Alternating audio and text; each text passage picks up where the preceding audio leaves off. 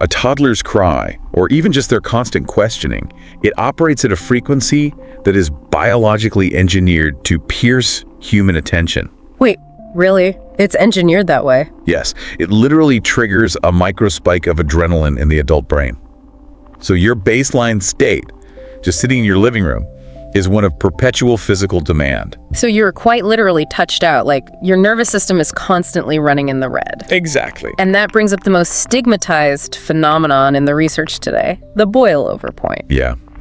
This is the hard part. It is. It's that sudden, overwhelming wave of anger that hits out of nowhere. You know, you walk into the living room, you see a marker has been taken to the wall, or a toddler screams for the 10th time over something completely arbitrary. Like the way a sandwich was cut? Yes, the sandwich was cut in squares instead of triangles, and you snap. It's a sharp, blinding intensity. It's mom rage. And the second it happens, the second that wave of anger hits, it is immediately followed by just a crushing, suffocating weight of guilt.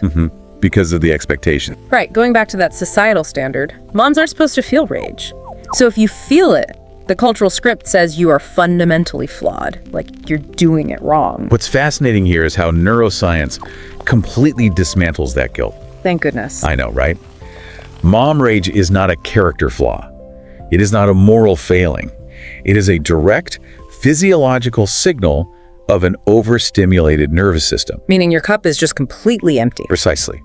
When that marker ends up on the wall, or that 10th scream pierces your eardrums, your brain isn't actually responding to the marker or the sandwich. It's just the straw breaking the camel's back. In neurological terms, yes. It's the cumulative effect of 1,000 tiny sensory demands. Wow. The amygdala, which is the brain's threat detection center, it perceives this constant influx of noise and touch as a literal physical threat. So your body thinks it's under attack. Basically, yeah. It floods your system with cortisol and adrenaline, shifting you into a defensive fight-or-flight state because your cognitive processing capacity is dangerously empty. That makes so much sense when you frame it as a defense mechanism.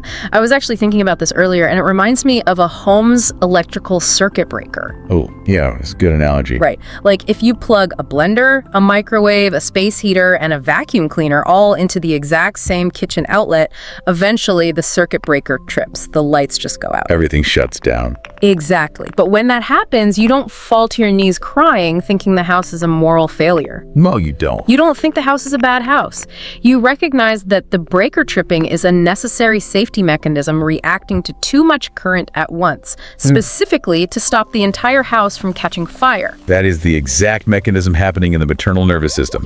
The rage is the breaker tripping. The lights going out. Yes, the prefrontal cortex, which is the logical, patient part of your brain, it just shuts down because there is way too much sensory current. Right. The brain says, I am overwhelmed by the inputs. Shutting down non-essential functions, deploying defensive energy. It is literally a biological protective mechanism. Okay, so if we know that our bodies are just protecting us with the circuit breaker response, why is our immediate secondary response always shame? Great question. Because that doesn't make biological sense, right? Where is that intense, uniquely maternal shame actually coming from? Well, the research points directly to the environment we are attempting to parent in.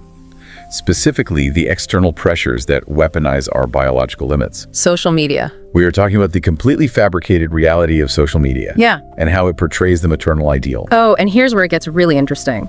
Because the analysis highlights a very specific modern phenomenon, the myth of the beige mom. Yes, the beige mom. For anyone lucky enough not to be algorithmically targeted by this yet, the beige mom aesthetic is an incredibly pervasive social media trend. It's everywhere. It really is. It's the illusion of the perfectly calm, softly spoken mother living in a perfectly minimalist, impeccably clean, entirely beige house. Her children play silently in the background with unpainted, aesthetically pleasing wooden toys. She never raises her voice, she never loses her temper, and her environment is completely devoid of any primary colors or chaos. And critically, her nervous system never appears to be overstimulated. Right. She always looks so serene. Because the aesthetic itself is mathematically designed to project an absolute absence of chaos.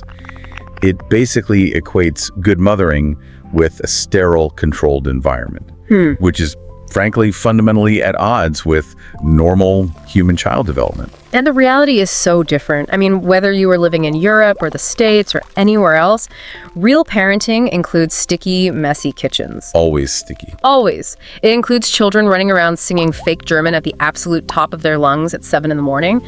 It is vivid and colorful and ear-splitting. It's chaotic, it's loud, and it is entirely developmentally normal for the children. Exactly. But okay, I have to push back here for a second. Sure. Is social media really to blame for maternal guilt? Because, my grandmother felt guilty about having a messy house in 1990 long before Instagram or TikTok ever existed. That's true. Women have always been pressured to be perfect domestic goddesses. Are we just using beige moms as a convenient scapegoat for our own internal perfectionism? It's a fair pushback. But the data shows a really significant difference in both the volume and the intimacy of the exposure today. Okay, what do you mean by intimacy? Well, yes, your grandmother felt pressure from a lifestyle magazine or maybe a judgmental neighbor. Right. But she saw that magazine once a month on a coffee table. Right. Today's mother is carrying a device in her pocket that feeds her highly curated, algorithmic perfection hundreds of times a day. And often, she's looking at it while she's actively in the middle of a chaotic moment. Oh, wow. Yeah. It completely bypasses her logical defenses. And furthermore, the aesthetic itself has shifted from simply being clean to a total absence of stimuli. Oh, that is a huge distinction. So it's not just about having a vacuumed rug anymore. It's about projecting an aura of complete sensory control. Exactly. And this raises an important question about how the brain processes environmental control. Because when a mother is experiencing sensory overload, when her circuit breaker is tripping from the loud noises and the constant touching, her body naturally craves parasympathetic regulation. She just craves peace. She craves peace. Oh. Then she opens her phone and she sees the Beige Mom. And what she's seeing isn't just a clean room. She is seeing a visual representation of a regulated nervous system. Oh, man. The beige, the quiet, the minimalism, it literally mimics a low cortisol environment. Wow. So she's looking at this incredibly bland beige room, and her overloaded brain is automatically thinking, if I were a better mom, my environment would be that calm, and therefore my mind would finally be that calm. Yes. The aesthetic weaponizes her natural biological desire for a break. It tricks her into believing that the chaos in her home is a result of her inadequacy, rather than, the inevitable result of living with small, developing humans. Which is just so unfair. And the research emphasizes a crucial, non-negotiable truth we really have to internalize here.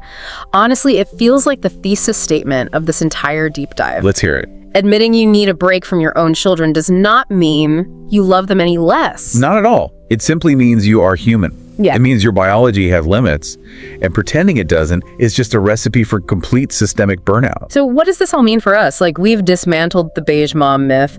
We've established that mom rage is a biological circuit breaker, not a sin. Right. We know we need a break, but how do we actually move from the state of perpetual guilt into a state of grace using real neuroscience?